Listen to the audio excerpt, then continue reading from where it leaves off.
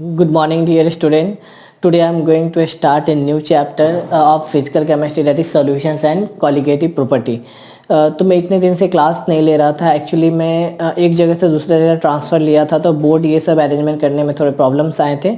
But आपके अब physical chemistry की क्लास कंटिन्यू रहेंगे और दो फैकल्टी और भी पढ़ाएंगे आपको, ऑर्गेनिक एंड इनऑर्गेनिक केमिस्ट्री, और उमंग सर भी आपका ऑर्गेनिक केमिस्ट्री कंप्लीट करवाएंगे, ठीक है ना, कुछ दिनों में। ओके, तो आप फिजिकल केमिस्ट्री में तब तक बने रहें। ओके, तो आप फिजिकल केमिस्ट्री में सॉल्यूशन चैप्टर में सबसे पहले मैं आपको पढ़ाऊंगा वेपर प्रेशर ऑफ सॉल्यूशंस। अगर आप प्रीवियस ईयर के सिनेरियो देखो तो इस टॉपिक से भी क्वेश्चंस आए हैं, तो ब्रीफली मैं हर टॉपिक को डिस्कस करूंगा और उस पर क्वेश्चंस क्या करूंगा आपको बताऊंगा। ओके, तो केस फर्स्ट है हमारा vapour pressure of solutions containing non volatile solute. अब देखिए, सॉल्यूशन जो हो सकता है वो दो टाइप के ही सॉल्यूशंस मेनली हम लोग को सॉल्यूशन चैप्टर में पढ़ना है, और उसके वेपर प्रेशर के बारे में। सॉल्वेंट में अगर हम लोग नॉन वॉलेटाइल सॉल्यूट पुट कर देते हैं, सर ये नॉन वॉलेटाइल सॉल्यूट क्या होता है, तो मैं आपको बता दूं, लाइक जिनका वेपर प्रेशर क्या हो, ज़ीरो हो, लाइक ग्लूकोज हो गया, यूरिया हो गया, ये सब का वेपर प्रेशर क्या होता है, ज़ीरो होता है, तो that is non volatile solute. Sucrose का भी क्या होता है, नॉन वॉलेटाइल सॉल्यूट। ओके, तो हम लोग क्या करेंगे, एक सॉल्वेंट होगा जिसमें एक नॉन वॉलेटाइल सॉल्यूट को हम लोग क्या करेंगे, पुट करेंगे। तो जैसे ही नॉन वॉलेटाइल सॉल्यूट को पुट करेंगे तो एक सॉल्यूशन हम लोग का फॉर्मेशन होगा। हम लोग सॉल्वेंट को बोल रहे हैं that is mole, X A को हम लोग बोल रहे हैं that is mole fraction of solvent. X A क्या हम लोगों का मोल फ्रैक्शन ऑफ क्या है, सॉल्वेंट है। ओके, एक्स ए क्या है, मोल फ्रैक्शन ऑफ सॉल्वेंट। तो बेसिकली क्या है कि आप लोग बताओ, सॉल्यूट को जो हम लोग पुट कर रहे हैं सॉल्वेंट में, उसका तो वेपर प्रेशर ज़ीरो है, तो जो सॉल्यूशन जो बनेगा उसमें जो वेपर प्रेशर आएगा वो मेनली किसकी वजह से आएगा, सॉल्वेंट की वजह से आएगा, ठीक है ना। तो मैं एक पी नॉट ए जो है, P not a is vapour pressure of pure solvent, vapour pressure of pure solvent, ठीक है ना। प्योर सॉल्वेंट का जो वेपर प्रेशर था वो क्या है, पी नॉट ए।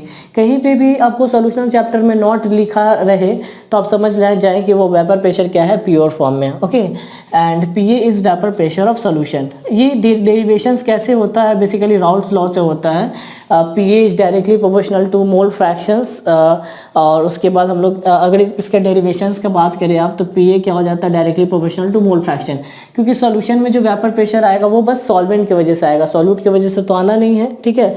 और अगर हम लोग एक प्रोपोर्शनलिटी हटाएंगे तो क्या आ जाएगा, पी एच इक्वल टू क्या आ जाएगा, के एक्स से। इसमें आपको दिक्कत नहीं होना चाहिए। ओके, अब सॉल्यूशंस है तो मेनली सॉल्वेंट तो लिक्विड फॉर्म में है, जबकि सॉल्यूट किस फॉर्म में था, सॉलिड फॉर्म में था। सॉल्यूट किस फॉर्म में था, सॉलिड फॉर्म में। ओके, तो अगर हम लोग एक्स इक्वल टू 1 पुट करते हैं तो पी ए इक्वल टू क्या हो जाएगा, पी नॉट ए। ये आपको खुद समझना होगा कि एक्स से 1 होने का मतलब क्या आ गया, कि जो सॉल्यूशन था वो प्योर सॉल्वेंट बन गया। आप समझ पा रहे हो ना, जब सॉल्यूशंस प्योर सॉल्वेंट बन जाएगा तो वेपर प्रेशर बस किसकी वजह से होगा, सॉल्वेंट की वजह से। एक्स इक्वल टू 1 होने का मतलब क्या है कि आपके पास बस सॉल्वेंट है, और जैसे ही सॉल्वेंट है तो सॉल्वेंट का वेपर प्रेशर क्या है, पी नॉट ए, तो पी एच इक्वल टू क्या हो जाएगा, पी नॉट ए। तो यहाँ पे हम लोग के की जगह पी नॉट ए पुट करेंगे तो पी एच इक्वल टू क्या आ जाएगा, P not A X A. Okay, तो डेरिवेशंस तो इम्पोर्टेंट, मतलब डेरिवेशंस आप समझ के रखे, बेसिकली इसका जरूरत नहीं है क्वेश्चन बनाने में, तो आपको बस क्या यूज़ करना है, पी एच इक्वल टू क्या यूज़ करना है, पी नॉट ए एक्स ए। और आप लोग जानते हो कि एक्स ए प्लस एक्स भी क्या होता है, 1 होता है, ठीक है ना। एक्स ए प्लस एक्स भी क्या होता है, 1।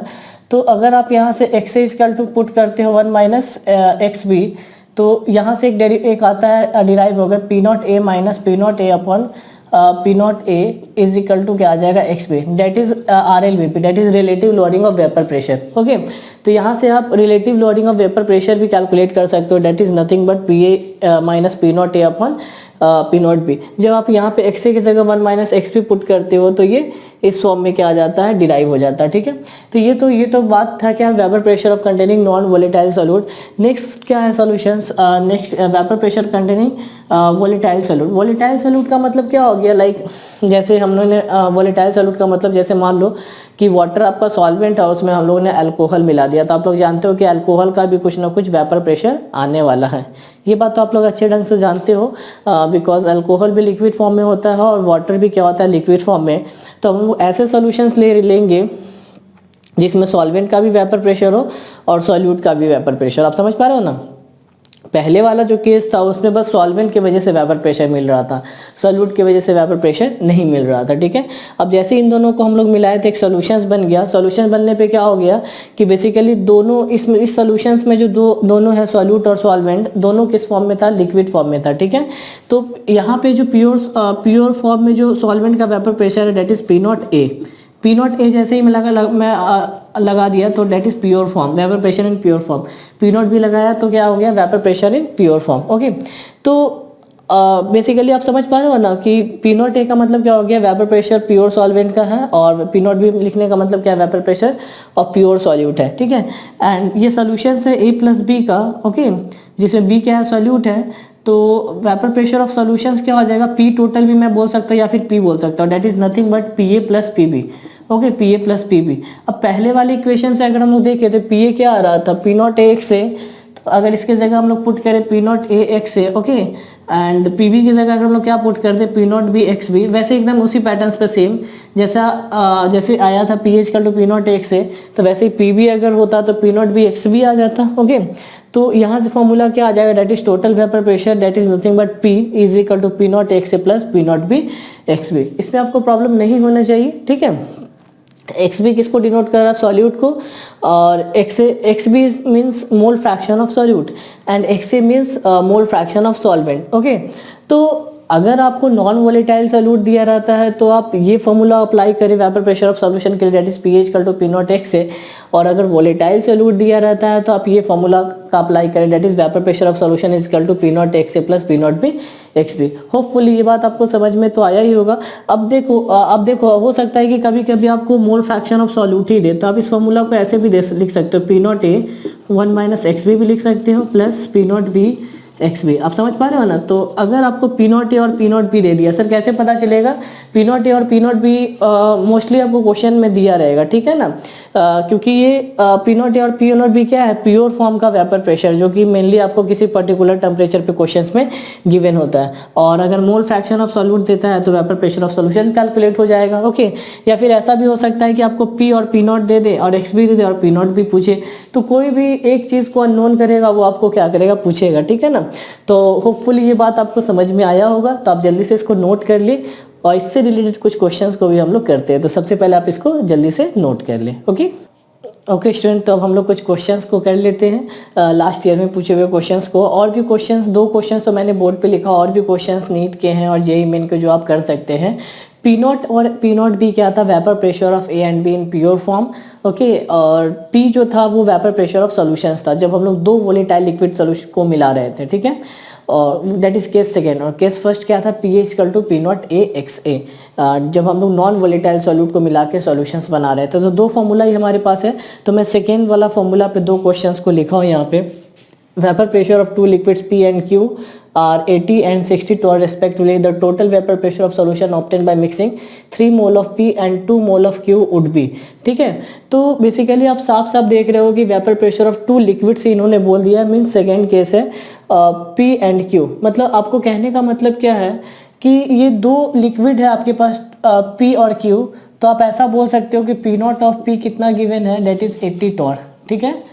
और पी नॉट ऑफ, ये पी है, पी नॉट ऑफ पी मतलब प्योर फॉर्म में, and P nought of Q कितना दिया हुआ है, दैट इज 60 टॉर, ये प्योर फॉर्म में है, ठीक है। और आपका मोल्स गिवन है पी और क्यू का, तो मोल फ्रैक्शन भी आप कैलकुलेट कर सकते हो, that is mole fraction of P हम लोग क्या करेंगे, 3 अपॉन क्या कर देंगे, 3 + 2 दैट इज 3 अपॉन क्या आ जाएगा, 5।